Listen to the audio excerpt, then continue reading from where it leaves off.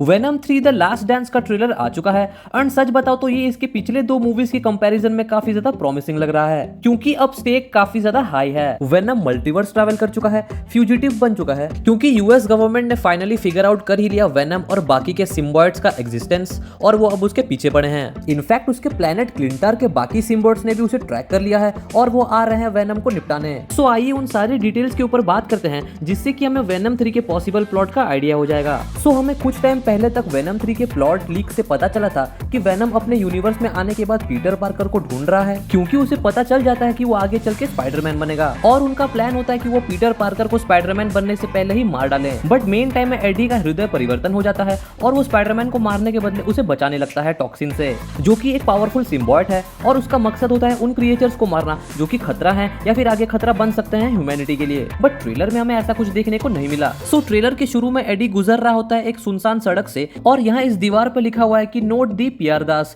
जिसका मतलब है कि डू नॉट मिस इट। और एडी हमें उन्हीं कपड़ों में देखने को मिलता है जिस कपड़ों में वो नो वे होम के पोस्ट क्रेडिट सीन में था। लग रहा है कि मूवी उसी पॉइंट में शुरू हुई है जिस पॉइंट पे वो नो वे होम के पोस्ट क्रेडिट सीन अर्थ 616 से वापस अपने यूनिवर्स में आया और वो कोई क्रीपी सा जगह घुस रहा है जहाँ गुंडों का अड्डा है। मेरे हिसाब से एडी ने जुगाड़ बैठा लिया है वेनम के खाने का और वो हमेशा बैड गाइस का अड्डा ढूंढकर उन्हें सुधर जाने को बोलता है और उनके मना करने पर वो उन्हें वेनम को खाने के लिए दे देता है, जिससे कि क्रिमिनल्स भी खत्म, क्राइम भी खत्म और वेनम भी खुश। और इनकी लड़ाई हो जाती है वेनम से और वेनम इनका सर इजीली रसगुल्ले की तरह खा जाता है। अगले शॉट में हमें एक आर्मी का बेस दिखाया जाता है जहाँ से ये कार खुफिया एंट्री ले रही है और इस कार में बैठी है पैट्रिशिया रॉबर्ट्स का कैरेक्टर, जो इस मूवी में काफी इंपॉर्टेंट रोल करने वाले हैं। अगले सीन में हमें वही आर्मी बेस एक बार अंदर से देखने को मिलता है जहाँ रिसर्च चल रहा होता है बाकी सारे सिम्बायोट्स पे। अगले सीन ने मुझे इतना ज्यादा कंफ्यूज कर दिया कि मैं सोच में पड़ गया कि ये सोनी वाले खुद की मूवीज देखते भी हैं या नहीं, क्योंकि अगर हम इस सीन को देखें तो हमें दो कैरेक्टर्स देखने को मिलते हैं। राइट साइड में ये बारटेंडर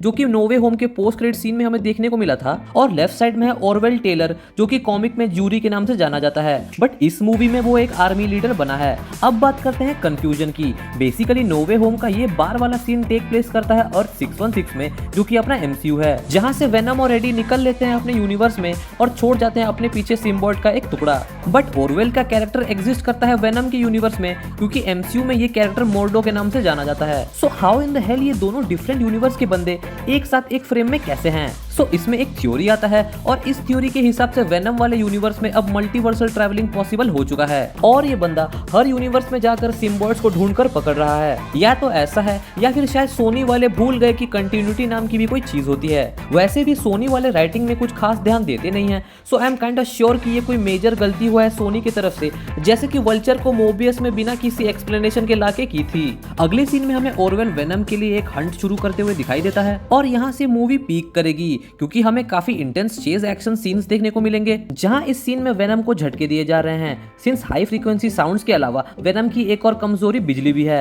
अगले सीन में एडी लास वेगस में नजर आता है और शायद ये मूवी का एंड बैटल हो सकता है, जहां एडी और वेनम ने डिसाइड किया होगा कि बहुत हुआ छुपन छुपाना और अब सीधा फाइट करने की बारी है। अगले सीन में हम मिस चैन को रिटर्न करते हुए देख सकते हैं और वेनम के साथ डांस करते हुए भी। इस सीन में और एक रिटर्निंग एक्टर रिस इफान भी हमें देखने को मिलते हैं, जो कि अमेजिंग स्पाइडरमैन यूनिवर्स में डॉक्टर कॉर्नर्स थे और इस यूनिवर्स में वो एक होमलेस डूड बने हुए हैं। कमेंट्स में एफ लिख देना बेचारे के लिए।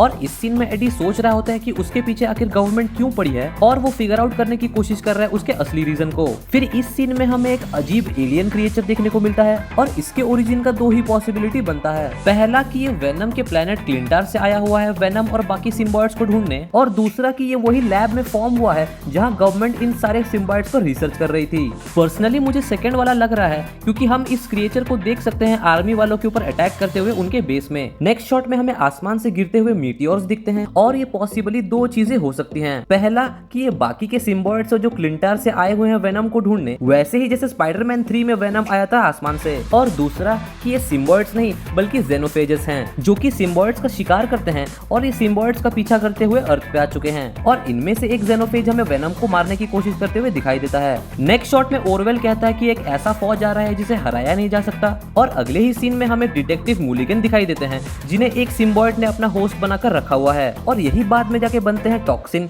जो कि एक एंटी हीरो होता है कॉमिक्स में। फिर कुछ एक्शन सीन्स और वेनम कहता है कि बस अब वक्त आ चुका है, एंड वेनम का टाइटल रिवील होता है जिसका टैगलाइन है कि टिल डेथ डू अपार्ट। लग रहा है कि इन दोनों में से कोई पक्का मरने वाला है इस मूवी में, और मोस्ट प्रोबेबली वो वेनम होगा ताकि उसको एक अच्छा क्लोजर मिल सके। अगला सीन इस ट्रेलर का हाईलाइट होता है जहां वेनम अपना होस्ट एक घोड़े को बना लेता है, जो कि काफी बैडएस लग रहा है, और इसी के साथ ये ट्रेलर यहाँ एंड होता है। सो आपको ये ट्रेलर कैसा लगा मुझे कमेंट्स करके जरूर बताइए। Don't forget to drop a like in this video, और मैं मिलता हूँ आपसे अगले किसी वीडियो में, तब तक के लिए Hasta la vista, baby.